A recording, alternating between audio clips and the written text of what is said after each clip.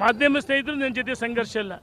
ರೇಣುಕಾಚಾರ್ಯರಿಗೆ ಮಾಧ್ಯಮ ಸ್ನೇಹಿತರು ಭಾಳ ಪ್ರೀತಿ, ನನಗೆ ನಿಮ್ಮನ್ನು ಕಂಡ್ರೆ ಪ್ರೀತಿ. ವಿನಂತಿ ಮಾಡ್ತೀನಿ ನೋಡಿ, ಇಲ್ಲಿ ಗುಂಪುಗಳಿಲ್ಲ, ಬಂಡಾಯ ಇಲ್ಲ.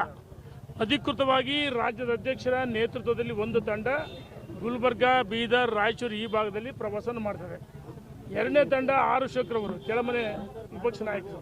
ಮೂರನೇ ತಂಡ ಚಲವಾದಿ ನರಸಿಂಹ ನೇತೃತ್ವದಲ್ಲಿ ಪ್ರವಾಸ ಪ್ರಾರಂಭ ಆಗಿದೆ. ರೈತರ ಕೃಷಿ ಭೂಮಿ, ಮಠಮಾನ್ಯಗಳ, ದೇವಸ್ಥಾನಗಳ ಸರ್ಕಾರಿ ಭೂಮಿಯನ್ನು ಭೂ ಕಬಳಿಕೆ ಮಾಡಿದೆ ವಕ್ಫ್ ಬೋರ್ಡು. ಅದು ರದ್ದು ಆಗಬೇಕು. ಕೇಂದ್ರ ಸರ್ಕಾರ ಈಗಾಗಲೇ JPC ಕಮಿಟಿ ಮಾಡಿದೆ. ಆ JPC ಕಮಿಟಿ ಕೇಂದ್ರ ಸರ್ಕಾರಕ್ಕೆ ನರೇಂದ್ರ ಮೋದಿ ವರದಿ ಕೊಡ್ತಾರೆ. ಈ ಚಳಿಗಾಲದ ಅಧಿವೇಶನದಲ್ಲಿ ಬಹುತೇಕ 100 ಈ ಏನು ವಕ್ಫ್ ಇದರ ಬಗ್ಗೆ ಮಂಡನೆ ಆಗುತ್ತೆ.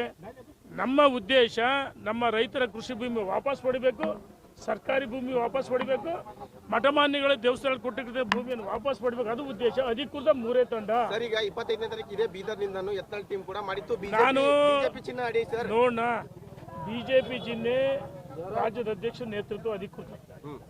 ಎರಡನೇದು ವಿಪಕ್ಷ ನಾಯಕರು ಆರ್ ಅಶೋಕ್, ಚಲವಾದಿ ನರಸಿಂಹ ಅನಧಿಕೃತ ಅಂತಿದೆ.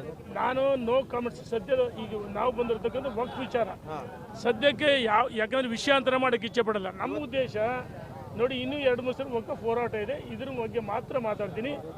ಯಾರೇ ಮಾಡಿದ್ರು ಭಾರತೀಯ ಜನತಾ ಪಾರ್ಟಿ ಪಕ್ಷದ ಅಡಿಯಲ್ಲಿ ರಾಜ್ಯದ ಅಧ್ಯಕ್ಷ ನೇತೃತ್ವ ಅವರೂ ಇದ್ರು, ಮತ್ತು ಆರ್ ಅಶೋಕ್, ಚಲವಾದಿ ನರಸಿಂಹ ನನಗೆ ಮಾಹಿತಿ ಇಲ್ಲ. ನನಗೆ ಮಾಹಿತಿ ಇಲ್ಲ. BP ಹರೀಶ್ ಅವರು ರಾಜ್ಯಾಧ್ಯಕ್ಷರು ಕಾಂಗ್ರೆಸ್ ಜೊತೆಗೆ ಹೊಂದಾಣಿಕೆ ರಾಜಕಾರಣ ಮಾಡ್ತಾರೆ. ಆಯ್ತು, ಕಾದ್ ನೋಡಿ. ಇನ್ನೊಂದು 2-3 ಸಲ ನನಗೂ ಚೆನ್ನಾಗಿ ಮಾತಾಡಕ್ ಬರುತ್ತೆ.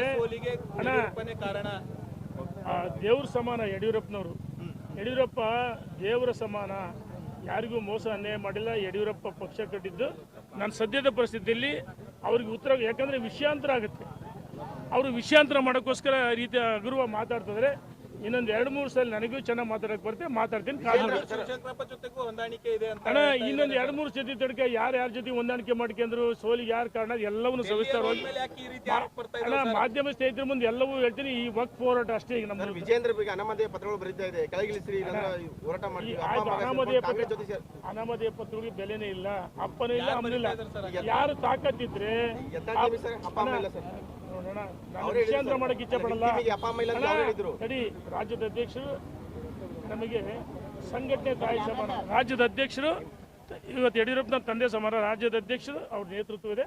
ಸದ್ಯದ ಪರಿಸ್ಥಿತಿಯಲ್ಲಿ ಅವ್ರು ಯಾರಿಗೂ ಉತ್ತರ ಕೊಡಲ್ಲ. No comments. ಮುಂಬರುವ ದಿನಗಳಲ್ಲಿ ಎಲ್ಲವೂ ಉತ್ತರ ಕೊಡ್ತೀವಿ. ಅಂತ್ಯ